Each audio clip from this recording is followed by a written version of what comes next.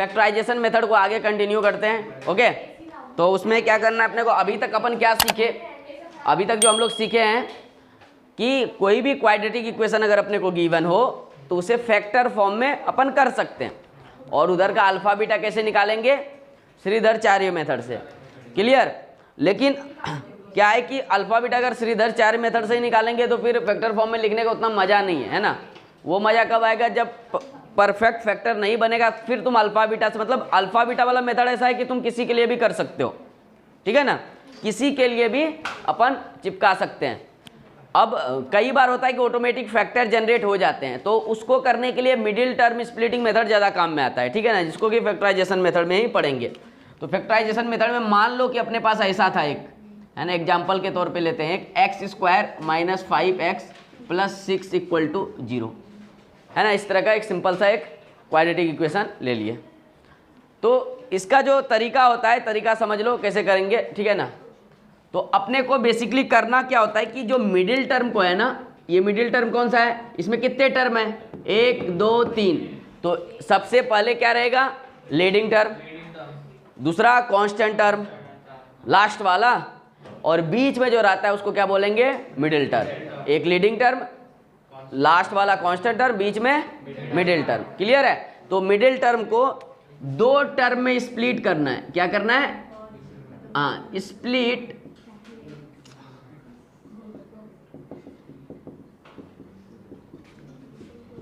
इसको 2 टर्म में स्प्लिट करना है। तो स्प्लिट करोगे तो क्या करना पड़ेगा कि -5x, मिडिल टर्म क्या है, -5x, मतलब अपने को -5x को बेसिकली क्या करना पड़ेगा, 2 टुकड़ों में बांटना पड़ेगा। अब 2 टुकड़ों में इस तरह बांटेंगे कि ये -5 ही रहना चाहिए, ऐसा नहीं कि -6 हो जाना चाहिए, है ना, रहना कितना चाहिए, -5 ही। जुटने के बाद दोनों को ऐड करेंगे कितना होना चाहिए, -5। तो सर ऐसे तो कई सारे आएंगे, -4x आएगा, -x, अगर 2 टर्म में तोड़ेंगे तो ऐसे हो सकता है, -4x -x हो सकता है कि नहीं, +6x + 2x, sorry -2x -x, इस तरह हो सकता है क्या। इस तरह से अपन कई सारे टुकड़े बना सकते हैं, तुम लोग देख सकते हो, -6x + x, इस तरह का और कई सारे टुकड़े बना सकते हैं, नहीं बना सकते हैं। लेकिन अपने को कौन से चाहिए, इस पे भी कंडीशन लगता है। कंडीशन क्या है कि वही टुकड़े अपने को सेलेक्ट करना पड़ेगा कि उस दोनों का मल्टीप्लिकेशन अगर करें, क्या करें, मल्टीप्लिकेशन करें। अब देखो इसमें एक टुकड़ा और भी आएगा, कैसा टुकड़ा आएगा, -3x - 2x, ऐसा भी तो टुकड़ा आएगा ना। तो अपने को वही टुकड़ा सेलेक्ट करना है जिसका मल्टीप्लिकेशन, है ना, क्या, मल्टीप्लिकेशन, इसका मल्टीप्लिकेशन कितना आना चाहिए, तो फर्स्ट टर्म और कांस्टेंट टर्म के मल्टीप्लिकेशन के बराबर होना चाहिए। किसके बराबर होना चाहिए, फर्स्ट टर्म और कांस्टेंट टर्म के मल्टीप्लिकेशन के बराबर होने चाहिए। तो ये दोनों का मल्टीप्लिकेशन कितना आ रहा है, 6x², इस दोनों का इंड वाले का मल्टीप्लिकेशन कितना आ रहा है, और इस दोनों टर्म को ऐड करने के बाद कितना आ रहा है। अगर ऐसा कॉम्बिनेशन बन गया, मतलब अपन क्या करेंगे, ये जो x² है और ये -5x को ये दोनों टर्म में लिख देंगे। तो क्या लिखेंगे, -3x - 2x + 6 = 0। क्लियर।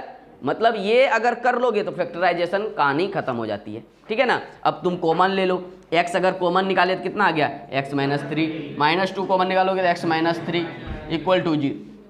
अब देखो x - 3 इस वाले टर्म में भी आ रहा है, x - 3 इस वाले टर्म में भी आ रहा है कि नहीं। टर्म क्या होता है, प्लस माइनस से सेपरेट होता है। x - 3 दोनों जगह आ रहा है क्या, x - 3 कॉमन ले लें तो ले लेते हैं। तो x - 3 कॉमन ले लेंगे तो कितना बचेगा अपने पास, x इधर से और इधर से -2 = 0। तो फैक्टर बन गया ना। इजी तरीका है कि नहीं। अपने को करना क्या, तो सर ये वाला कैसे डिसाइड करेंगे कि ये आपने -3x - 2x ही लिया। डिसाइड करने का तो पता चल गया, लेकिन ये टुकड़ा कैसे करें, कैसे किया आपने, -3x कैसे लिखा, -2x कैसे लिखा। सपने में आया था, सपने में तो आया नहीं था, कैसे लिखे उस चीज़ पे बात कर लेते हैं, ठीक है ना। उसका तरीका बहुत आसान है। तुम क्या करो, देखो उस चीज़ को लिखने के लिए क्या करो कि इस दोनों का सिर्फ x² का जो कोफिशिएंट है और कांस्टेंट टर्म को मल्टीप्लाई कर लो। क्या कर लो, x² के कोफिशिएंट और कांस्टेंट टर्म को मल्टीप्लाई कर लो। तो कितना आ गया 6। अब 6 का फैक्टराइज कर दो, 6 को क्या कर लो फैक्टराइज कर लो। तुम जैसे फैक्टराइज करोगे तो क्या लिखोगे 1 इंटू 2 इंटू 3 ऐसा लिखेंगे कि नहीं 6 को, है ना। तो हमेशा 2 टुकड़े में लिखो। किस टुकड़े में 2 टुकड़े में।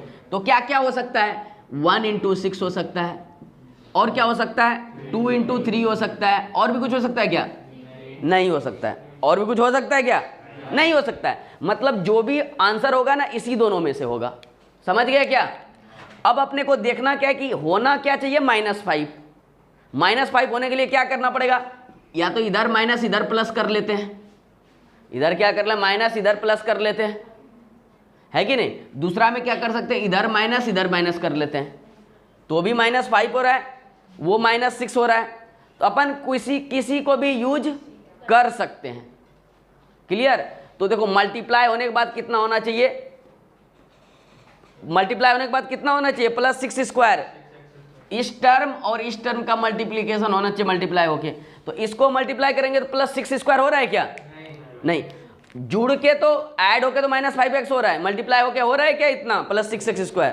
तो क्या बोले तो वही दोनों टर्म सिलेक्ट करना है जिसका मल्टीप्लीकेशन कितना हो, इन टर्म का मल्टीप्लीकेशन कितना हो, इंड मतलब फर्स्ट टर्म, या बोल सकते हैं leading term and constant term का मल्टीप्लिकेशन के बराबर होना चाहिए, कांस्टेंट टर्म के मल्टीप्लिकेशन के बराबर होना चाहिए, क्लियर। तो ये दोनों का हो रहा है क्या मल्टीप्लिकेशन। अरे +1 -6 करोगे कितना आएगा, ऐसा सोचो कि x है इसमें, ऐसा सोचो x है, ठीक है, दोनों में क्या है x है, अपन ये सोच के चलेंगे। तो इसका मल्टीप्लिकेशन कितना आ रहा है -6x², और इसका कितना आ रहा है 6x²। तो इसका मतलब क्या हो गया कि मल्टीप्लिकेशन अपने को कितना चाहिए 6x²। ऐड होने के बाद कितना चाहिए -5x, मतलब यही वाला फिट बैठ रहा है ना, ये वाला फिट बैठ रहा है क्या नहीं, इसीलिए -2x -3x सेलेक्ट किए। तो -5x को कैसे तोड़ेंगे -3x -2x में, समझ गए क्या कैसे ब्रेक करना है, कर लोगे। अब जल्दी से करो, नेक्स्ट प्रॉब्लम देख लो कैसे करेंगे, है ना। देखो एक बार फोकस कर लो फिर से। तो अपने को क्या करना है, इस 3x को 2 टुकड़े में लिखना है। टुकड़ा ऐसा होना चाहिए कि ऐड होने के बाद 3x, मल्टीप्लाई होने के बाद ये दोनों का मल्टीप्लिकेशन, है ना। उसके लिए हम टुकड़ा कहाँ से करेंगे, तो पहले क्या बोले x² का जो कोफिशिएंट है और कांस्टेंट टर्म है उसको मल्टीप्लाई कर लो। तो +1 और +2 कितना आ गया 2, है ना। इसको क्या क्या फैक्टर बना सकते हैं 1 इंटू 2, और भी कुछ बना सकते हैं क्या, एक ही तो बचा है। अच्छा अब इसमें मिडिल टर्म लाने के लिए, मिडिल टर्म क्या है 3x, तो दोनों को ऐड करेंगे तो दोनों में प्लस लगा देते हैं, तो क्या हो जाएगा x² + x + 2x + 2। तो देखो अगर ऐसा लिखते हैं तो मल्टीप्लाई होने के बाद भी 2x² बन रहा है। अरे मल्टीप्लाई होने के बाद इस दोनों का मल्टीप्लिकेशन आ रहा है कि नहीं +2x², और ऐड होने के बाद 3x, मतलब एकदम पूरा फिट है ना। तो क्या करेंगे x कॉमन लेंगे तो x + 1 + 2 कॉमन लेंगे तो x +, अरे ये आया कि नहीं, x कॉमन निकाले इससे तो बचा कितना x² से x निकाल लो। तो x² से x निकालने का मतलब क्या हो गया, x² में x से डिवाइड करो, कितना बचा x, फिर प्लस x को x से डिवाइड करो, कितना बचा +1। अब फिर यहाँ से +2 कॉमन निकालने का मतलब क्या हो गया, 2 से इसमें डिवाइड किए तो 2x में 2 से डिवाइड करेंगे तो x बचेगा, और इधर से जैसे ही 2 से डिवाइड करेंगे इसमें तो हमेशा +1। तो बेसिकली जैसे इस दोनों में टूटेगा ना तो x जैसे कॉमन लोगे तो यही वाला टर्म इधर भी जनरेट होगा हमेशा, ठीक है ना।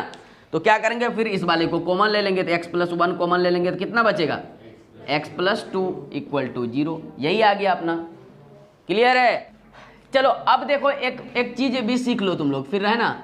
जैसे मान लो कि अपन ax² + bx + c को अपन क्या लिखे थे a × x - alpha × x - beta. इसको इतना भी लिख सकते हैं, अगर मान लो कि 2 फैक्टर में रखना है, 3 फैक्टर में नहीं रखना है। यहाँ भी कितने फैक्टर है 1 2 3, अरे कांस्टेंट टर्म में तो एक मल्टीप्लायर ही है ना, तो इसको किसी भी फैक्टर में अंदर में मल्टीप्लाई कर दो तो वो चला जाएगा अंदर। अरे a से इसमें मल्टीप्लाई कर सकते कि नहीं, तो क्या बन जाएगा ax - a alpha × x - beta, तो ये पूरा फैक्टर बन गया, ऐसा वाला आ गया, ठीक है ना। इस तरह से भी लिख सकते हैं, क्लियर। आगे क्वेश्चन करोगे तुम लोग।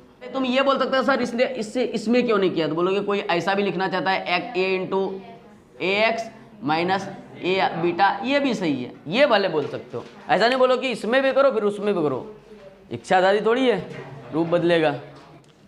क्या पढ़ेंगे हम लोग,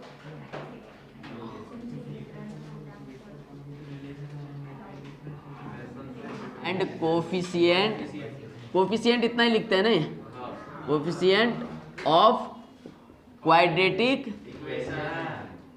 ठीक है, यही पढ़ना है अपने को। अब ध्यान देना इसमें, है ना, अगर क्वाड्रेटिक इक्वेशन का बात किए तो क्या लिखेंगे, A x square plus B x plus C equal to 0। यहाँ पे क्लियरली मेंशन है A not equal to 0, A not equal to 0, ये मेंशन है। इसके अगर मान लो कि अपन कितने रूट्स होते हैं, मैक्सिमम कितने रूट्स हो सकते हैं, 2 रूट्स हो सकते हैं। दोनों का नाम दे दिए हैं क्या, अल्फा और बीटा, तो रूट्स ये है। अच्छा, इसमें कोफिशिएंट का बात करें तो x, coefficient of x square कितना है, अगर अपन बात करें कोफिशिएंट है ना ऑफ एक्स स्क्वायर, ये कितना है, plus A. Coefficient of x कितना है, अगर कोफिशिएंट ऑफ एक्स का बात करें तो ये कितना है, प्लस बी या बी ही बोले, है कि नहीं। अच्छा, कांस्टेंट टर्म कितना है, ये सबको पता चल रहा है क्या, तो सब प्लस में है कि नहीं, क्लियर। अब अपने को देखना है कि इसमें ए बी सी में और अल्फा बीटा में क्या रिलेशन होता है, क्या देखना है, अल्फा बीटा और ए बी सी में क्या रिलेशंस होते हैं। तो एक तो अपने को पता है अल्फा इक्वल टू कितना होता है, माइनस बी प्लस माइनस, तो यहाँ से अल्फा नहीं बल्कि ऐसा लिख सकते हैं अल्फा कोमा बीटा, है ना, alpha comma beta equal to क्या होता है, minus B plus minus root under D by 2a, ये होता है कि नहीं होता है, ये क्लियर है, यहाँ तक सबको क्लियर। तो अब थोड़ा सा देखते हैं कि कभी ऐसा करते हैं कि 2 रूट्स हैं, है ना, तो रिलेशनशिप ऐसे देखते हैं। तो अपने को देखना है अल्फा बीटा और ए बी सी में, किसमें देखना है, अल्फा बीटा और ए बी सी में, कि ऐसा कुछ हो रहा है क्या, रूट्स का जनरल फॉर्म लिख दिया है ना, कोफिशिएंट का भी general form a B c में है, तो दोनों को देखते हैं एक दूसरे से कैसे रिलेटेड है ना। तो अल्फा इसमें कितना है, अल्फा का बात करोगे तो minus B plus root under D by 2a, और बीटा तुम बोलोगे तो बीटा कितना है, minus B minus root under D by 2a, है कि नहीं। तो अगर यहां से देखो कि अगर कोई सम ऑफ रूट पूछे, क्या बोले, sum of root, sum of root का मतलब अल्फा प्लस बीटा। तो अगर तुमसे कोई फर्स्ट क्वेश्चन बोल दे, है ना, कि बताओ भाई साहब सम ऑफ रूट कितना होगा, क्या होगा, सम ऑफ रूट्स, तो सम ऑफ रूट्स का मतलब क्या हो जाता है, अल्फा प्लस बीटा, और ये किसके इक्वल होगा, तो दोनों रूट्स को ऐड कर देंगे। तो जैसे ऐड करेंगे तो कितना हो जाएगा, तुम ध्यान से देखो, ऐड करेंगे अल्फा बीटा को, तो अल्फा बीटा को मैं इधर ऐड कर रहा हूं, ठीक है ना, इसके बाद इधर आते हैं, तो अल्फा कितना है, सम ऑफ रूट को एस से दिखाते हैं, किससे दिखाते हैं, एस से। तो अगर एस दिखाते हैं तो एस कितना आ रहा है, माइनस बी, है ना, तो minus B plus root under D by 2a, ये अल्फा हो गया। अब बीटा का बात करें तो प्लस बीटा कितना है, minus B minus root under D by 2a, है कि नहीं है। अब देखो दोनों का एलसीएम ले सकते हैं क्या, तो एलसीएम लेके देखते हैं, तो एलसीएम लेंगे तो ये कितना आएगा, 2a, तो ये ऊपर कितना बचेगा, minus B plus root under D, अरे इससे डिवाइड करते मल्टीप्लाई करते हैं, उतना ही होना है, इससे डिवाइड करते इससे मल्टीप्लाई करते, क्या आ गया, minus B minus root under D, अरे एलसीएम, ठीक है ना। तो देखो ये दोनों कैंसिल आउट हो रहे हैं क्या, ये दोनों ऐड हो जाएंगे क्या, हाँ, तो कितना बचेगा, माइनस 2b बाय 2a, तो 2 कैंसिल हुआ क्या, तो minus b by a, sum of root कितना आया, माइनस b बाय a, और सम ऑफ रूट को क्या बोलते हैं, अल्फा प्लस बीटा, ये कितना आया, माइनस b बाय a, और ये है क्या, सम ऑफ रूट्स, है ना, सम ऑफ रूट्स किसका, क्वाड्रेटिक इक्वेशन का, क्लियर है ना। तो अपने को सम ऑफ रूट का रिलेशन मिल गया क्या, ये हमेशा कितना होगा, minus B by A, with sign, B का साइन डालना है उधर, ठीक है ना, क्लियर है। मान लो कि कोई भी क्वाड्रेटिक इक्वेशन अभी तुम्हारे पास है, उसका सम ऑफ रूट तुम बता सकते हो। ऐसे ही दूसरा बात पढ़ते हैं अपन प्रोडक्ट ऑफ रूट्स। क्या पढ़ते हैं? Product of root. तो नेक्स्ट क्या अपन देखेंगे? Product of roots. अगला क्या देखेंगे अपन? Product of roots. तो सम ऑफ रूट देख लिए, तो सम ऑफ रूट क्या आया? Minus B by A. Sum of root क्या आया? Minus B by A. जो भी बी आएगा उसके पास रख देंगे, है ना, ए आएगा रख देंगे, सम ऑफ रूट निकल जाएगा। ठीक है ना? क्या यूज आएगा थोड़ी देर बाद समझ में आएगा। दूसरा देखते हैं प्रोडक्ट ऑफ रूट्स। क्या देखेंगे दूसरा? Product of roots. तो प्रोडक्ट ऑफ रूट्स का मतलब तो समझ गए होगे क्या होना चाहिए? प्रोडक्ट ऑफ रूट्स किसके? मल्टीप्लाई, मतलब अल्फा इंटू बीटा का बात हो रहा है। अल्फा बीटा अपने पास है क्या? है, अबे है ना। हाँ, तो alpha into beta equal to, अच्छा अल्फा इंटू बीटा को कैसे दिखाएंगे? इसको दिखाने के लिए पी से दिखा सकते हैं, पी फॉर प्रोडक्ट, है ना। तो अल्फा इंटू बीटा होगा क्या? तो minus B plus root under D by 2a into, है कि नहीं, minus B minus root under D by 2a। अरे यही तो होगा, ये अल्फा है ये बीटा है। तो देखो ये a plus B, a minus B, ऐसा हो रहा है क्या? तो a square minus B square, तो ये क्या हो जाएगा? a स्क्वायर का मतलब माइनस बी का स्क्वायर माइनस बी स्क्वायर का मतलब क्या हो गया? रूट अंडर डी का स्क्वायर डिवाइडेड बाय, होगा कि नहीं? तो 2a होगा, अरे दोनों मल्टीप्लाई होगा तो 2a कितना हो जाएगा? 4a स्क्वायर होगा ना। अबे 2a और 2a मल्टीप्लाई होगा क्या होगा?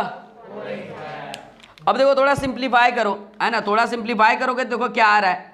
इधर से तो बी स्क्वायर आ रहा है माइनस डी स्क्वायर, रूट तो खत्म हो जाएगा, बचेगा क्या? डी, और डी का वैल्यू कितना होता है? B square minus 4ac divided by कितना आएगा? 4a square. अब देखो ये b और b कैंसिल आउट हो जाएगा क्या? अरे ये b और ये प्लस तो माइनस से मल्टीप्लाई होकर कैंसिल आउट होगा कि नहीं? ये दोनों कैंसिल आउट हो जाएगा, बचेगा क्या? Minus into minus plus 4ac। अरे नहीं बचेगा क्या? बचेगा क्या अपने पास? अल्फा इंटू बीटा कितना आएगा? अल्फा इंटू बीटा का बात करें तो 4ac divided bye 4a square. तो 4 से 4 कैंसिल, a से a स्क्वायर कैंसिल, तो बचेगा कितना? c by a। तो अल्फा इंटू बीटा अपने कितना आएगा? c by a। और c देखो क्या है? c क्या होता है? Constant term. क्या होता है? Constant term. Divided by a क्या होता है? Coefficient of x square. तो इसी के बराबर होगा। प्रोडक्ट ऑफ रूट्स क्या होगा? c बाय a किसके बराबर होगा? Constant term divided by coefficient of x square. इसी तरह अपन सम ऑफ रूट्स को भी लिख सकते हैं, माइनस बी बाय ए को minus coefficient of x divided by coefficient of x square. नहीं लिख सकते क्या? तो प्रोडक्ट ऑफ रूट्स और सम ऑफ रूट दोनों लिख लिए। तो यहाँ से रिलेशन क्या बना? अल्फा बीटा सी ए में रिलेशन बन गया, उधर से अल्फा बीटा बी ए में रिलेशन मिल गया। तो कोफिशिएंट और अल्फा बीटा में रिलेशन आया कि नहीं आया? आ गया। अगला अपन लोग पढ़ेंगे formation of quadratic equation. Quadratic equation को बनाते कैसे हैं, ठीक है ना। चलो आगे बढ़ते हैं, नेक्स्ट आगे बात करते हैं। चलो फर्स्ट क्वेश्चन लेते हैं। X square minus 5x plus 6 equal to 0। क्या आ गया? 2 इक्वल टू 0। बताओ सबसे पहले अपन क्या, अच्छा इसका कितना आया? Sum of root alpha plus beta कितना? Option A alpha plus beta कितना आया? 5। अल्फा इंटू बीटा कितना आया? 6। देख लेते हैं। तो a अपने पास कितना है? 1, b कितना है? -5। अरे b मतलब x का कोएफिशिएंट, c मतलब कांस्टेंट टर्म, 5 6। तो अल्फा प्लस बीटा क्या होता है? अल्फा प्लस बीटा क्या होता है? -b by a। तो -b, तो माइनस ऑफ -5 बाय a कितना है? 1। ये कितना हो गया? माइनस माइनस प्लस, तो 5। अल्फा इंटू बीटा कितना आएगा? तो c बाय a। तो c कितना है? 6। a कितना है? 1। तो 6 बाय 1 कितना आ गया? 6। क्लियर है? तो अल्फा इंटू बीटा 6 आ गया। ऐसे ही सब कर लोगे क्या? इसका कितना आया? Option A alpha plus beta कितना आया? -3। और अल्फा इंटू बीटा 9/2। सबका आया यही क्या? अच्छा ए इस वाले को बताओ, थर्ड नंबर का अल्फा 1/3 और अल्फा इंटू बीटा सबका ये आ गया क्या? तो अगला क्या पढ़ेंगे हम लोग? फॉर्मेशन ऑफ, अरे अल्लाह, फॉर्मेशन ऑफ क्वाड्रेटिक इक्वेशन, है ना, यही अपन पढ़ेंगे। बहुत आसान है ना। तुमको क्या दिया रहेगा? रूट्स दिया रहेगा। अगर नहीं दिया रहेगा तो किसी तरीके से रूट्स निकालने का जुगाड़ दिया रहेगा, है ना। तो वो तुमको दिया रहेगा। तो बेसिकली क्या होगा कि अपने को मान लो कि रूट्स, है ना, रूट्स ऑफ क्यूई मतलब क्वाड्रेटिक इक्वेशन अपने को गिवन है क्या? Alpha comma beta. यहाँ तक ये तुमको गिवन रहेगा। तो अपन जो क्वाड्रेटिक इक्वेशन फॉर्म करेंगे एकदम सीधा सा हिसाब है ना, कि X square minus sum of root, क्या करेंगे? X square minus sum of root into X plus product of root equal to 0। यही होता है फॉर्मेशन है क्वाड्रेटिक इक्वेशन, ठीक है ना। इसको थोड़ा शब्दों में अगर लिखना है तो शब्दों में भी लिख सकते हैं कि X square minus sum of roots into X plus product of roots equal to, समझ गए क्या? यही है फॉर्मेशन क्वाड्रेटिक इक्वेशन का, और ये अपने को एकदम याद होने चाहिए, ठीक है ना। क्लियर? अब कोई भी अल्फा बीटा देगा अपन उधर चिपका देंगे, है ना। अल्फा बीटा जो भी देगा इधर चिपका देंगे, रूट्स फॉर्मेशन हो गया, है ना। क्वाड्रेटिक इक्वेशन देगा, अल्फा बीटा निकालेंगे। क्वाड्रेटिक इक्वेशन का कोफिशिएंट से हम रिलेशनशिप निकाल सकते हैं, काफ़ी कुछ अभी कर सकते हैं ना। चलो ठीक है, तो यहाँ से शुरू होगा फिर सवालों का सिलसिला। क्या शुरू होगा? सवालों का सिलसिला। तो मान लो अपने को, है ना, form the quadratic equation -2 and 3। बताओ जल्दी से। Form the quadratic equation whose roots are -2 and 3, X square minus X minus 6 equal to 0। मान लो अल्फा कोई ले लिया -2, बीटा कितना ले लिए? 3। तो क्या बनेगा? X square minus sum of roots, तो -2 plus 3 into X plus product of roots, तो क्या हो जाएगा? -2 इंटू 3 इक्वल टू 0। अब कोई इसको 3 ले लो, इसको 2 ले लो, देखो कोई रहेगा। तो ये कितना हो गया? जूट के कितना हो जाएगा? x, और इधर -6 equal to 0 plus 2m minus 1। अरे m X square minus 2x plus 2m minus 1 equal to 0। ये क्वाड्रेटिक इक्वेशन दिया हुआ है। इज 3, क्या बोला है? The product of roots of the quadratic equation फलाना इज 3, ठीक है। Then the value of m, then the value of A B C लिखो। ए कितना है बताओ? ए कितना है? m। अच्छा, b कितना है? c कितना है? 2m minus 1। अरे जो x के साथ रहता है वो b, जो x स्क्वायर के साथ रहता है a, और c क्या रहता है? बचा हुआ जो किसी के साथ नहीं रहता, है ना। अब देखो अपन क्या बोला है? प्रोडक्ट ऑफ रूट मतलब अल्फा इंटू बीटा। ये कितना होता है? c by a। c कितना है? 2m माइनस 1 बाय a कितना है? m। और अल्फा इंटू बीटा दिया हुआ है क्या? तो अल्फा इंटू बीटा कितना दे रखा है? अरे प्रोडक्ट और रूट 3 दे रखा है, तो 3 इक्वल टू क्या हो जाएगा? 2m minus 1 bye m। अब इसको सॉल्व नहीं करेंगे क्या? क्रॉस मल्टीप्लाई करो, 3m इक्वल टू क्या आया? 2m minus 1। 2m को इधर कर देंगे तो क्या हो जाएगा? m equal to -1। कौन सा आंसर आ गया? C। क्लियर है? अब थोड़ा डिफरेंस ऑफ रूट के बारे में पढ़ेंगे, है ना। किसके बारे में? Difference of roots. सब कुछ किसका? Of quadratic equation. अपने पास क्या है? इक्वेशन जो क्वाड्रेटिक इक्वेशन रहेगा यही रहेगा, इसी फॉर्म में ax square plus bx plus c equal to 0।